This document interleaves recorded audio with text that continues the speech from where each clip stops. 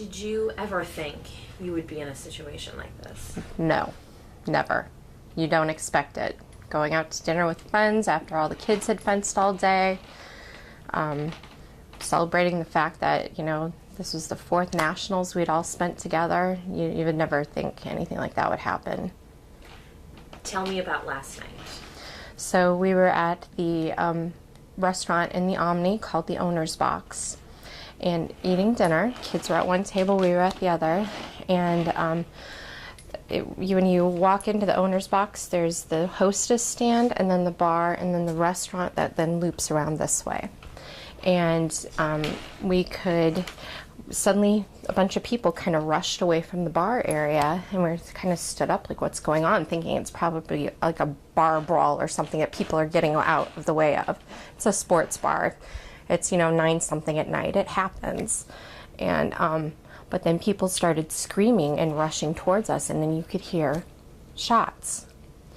And everybody scattered through the 2 back doorways. One was led to a bathroom, which unfortunately is where the kids ran to.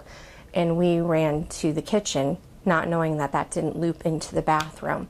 So when I realized that when I was back in the kitchen, I bolted out of there and over a wall to get to all the children that were there. Describe those gunshots. What did they sound like? It was pop, pop, pop. You heard several in a row. So we got all the kids into the kitchen with us finally, once we all found each other. And they were pushing us back through a back hallway off of the kitchen, and suddenly you heard more gunshots and screams, and people were ducking and running back towards us. So everybody rushes out of the kitchen, and we tried to, keep everybody together and do our best to all stay together and get out of there. You're sure those were gunshots? It sounded definitely, it was unmistakable. Were they like rapid fire gunshots? Yes, yes. What is going through your head at this moment? Keeping calm, keeping everybody together. We had 2 little girls who were both 12 who were very scared and very upset. And one of them, even though she's like a daughter to me, she was separated from her mom, who was about 10 people back. And at that point, I just wanted to keep them all together and not let those little girls out of my sight. And then we also had 2 bigger kids who were 15, about 4 people ahead of us, and I wasn't taking my eyes off of them. And my husband was back with the other parents. And then we finally all got everybody back together. But it was just mostly like, keep your head on straight and think and listen. What happens next? So then we finally get looped back into the bathroom after we were or not to the bathroom, to the kitchen after they kind of pushed us out because of those gunshots that people heard. And they loop us out into the hotel lobby where there's the SWAT team and police officers now. And SWAT team was in full vest with their rifles and full riot gear. And they said, we're going to loop you guys back through the restaurant, stay in the restaurant. And they put us back in the kitchen and then surrounded us with SWAT team members on all the entrances and exits. Were you hearing any more gunshots? Not at that point. Not at that point. And this SWAT team was walking through periodically. I don't know if they were checking on if everybody was okay, if they were looking for something. Was unclear. But they kind of came back. A couple guys would come back through a few times, and it was really, the good thing is that it was amazing to see how much everybody in that kitchen cared for each other. The hotel staff was so supportive. They were handing out waters, they were calm, they were like, everybody stay together. The way the Omni staff handled that was amazing. And the way everybody there, strangers were comforting each other. There's good in the world. There is good in the world. So we stayed back there until they said, okay, if you're in this hotel, you have the all clear to go. And so we then went out into the lobby. We're like, but we're not staying at this hotel. What do we do? And they said, so then my husband and another dad said, can we go get the car? And they pushed him out and said, go get it. And but then when they had the car, they wouldn't let us leave again. They said, wait, the all clear's been revoked. You need to stay here until I hear otherwise. And I just said to her, I said, thank you, ma'am. I will do whatever you say. We're going to listen to you. We're going to let you do your job. And so then she saw her supervisor and said, these people, the husbands went out with the car. And so the supervisor said, yes, you walk out with them and watch them to the car.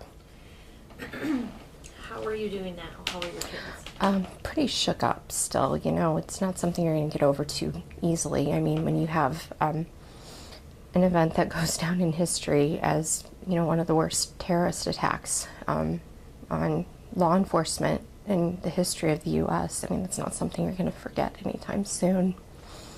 And when you feel your family's lives being put in danger like that, that's not something you forget anytime soon.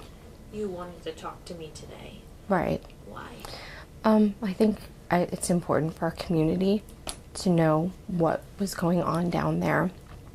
And, you get the message that, none of this that's going on in our nation right now is okay. Cops, allegedly or not allegedly profiling, young black men. That's not okay.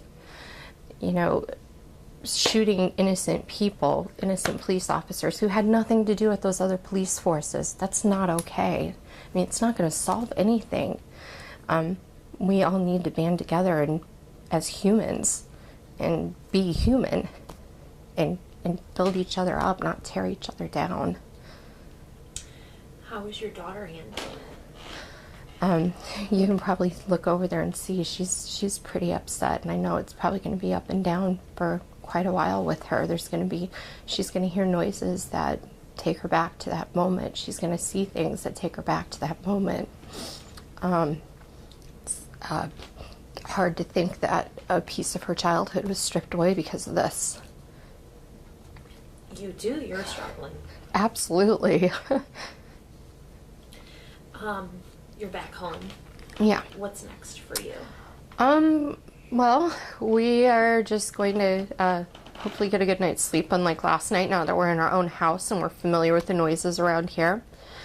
And then we get to head to Chicago tomorrow for one of my best friend's weddings. So hopefully we can kind of regroup and gain our composure and, find some joy this weekend. This was all just, on Lamar Street, which is very, very close to where it transpired. Now that you're, a day out of this happening, do you understand how close you were? Yeah, I do.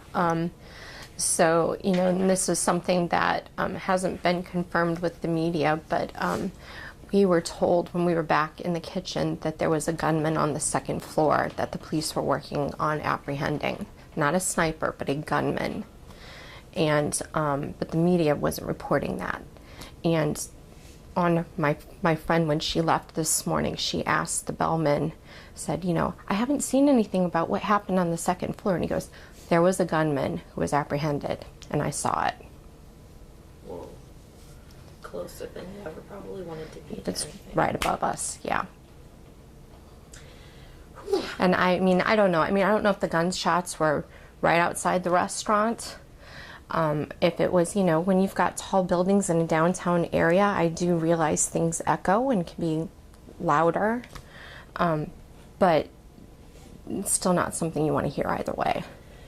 Give me a sense of what the feeling was in that kitchen, in that hotel, as you were... It was surreal at first because it was like everything was moving so fast and so slow at the same time. You weren't sure what's going on. It was complete chaos. Complete chaos trying to figure out where we could all go to be safe. And, and was it truly going to be a safe place? Were the cops there yet? We didn't know any of that until probably a good 15 minutes in. At least that's what it seemed like. I couldn't really say for sure what that span of time was like. And so once we got in the kitchen, then it was just a moment of, oh my God, what is happening? And so, then we were able to kind of gain a little more composure, and and that's when everybody's emotions really started coming out and people started caring for each other.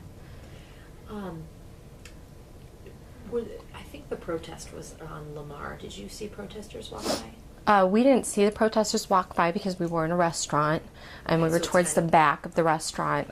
But we could see all day the helicopters nearby, and so we knew was up. From what I understand, I mean, the protest was peaceful, and just there was some evil people who decided to make it not so. Yeah. Carrie, you did great. Billy, is there anything I'm missing? No, I think you answered almost everything. Okay. When you guys were in the kitchen, did they keep you guys? Was it like? Did you feel like you were in the dark, or were you being told what was happening while things were going on? Or little pieces of information from the staff. I think they were trying to contain the emotion of what was going on. I think they probably knew a little more than what they were telling us. But it was just a matter of trying to keep everybody calm and everybody together and everybody safe. But it definitely felt so much better when you knew that SWAT team was guarding you. It really helped a lot. Did you have an estimate of how many people were in the same building as you guys were when you guys got pushed into the kitchen? You didn't happen to know how many people? I don't know about the building because it was a very tall hotel, and most of the people who were in their hotel room stayed there. But I would have to say there was easily over 100 people or more in that kitchen. Wow. Did they have you hunker down? Or? They just said, stay to the side and pay attention. Wow. Whew. I'm glad you're okay. Yeah, thank you. I'm glad you're okay. Thank you. Yeah. Yeah, I'm definitely Great. you guys are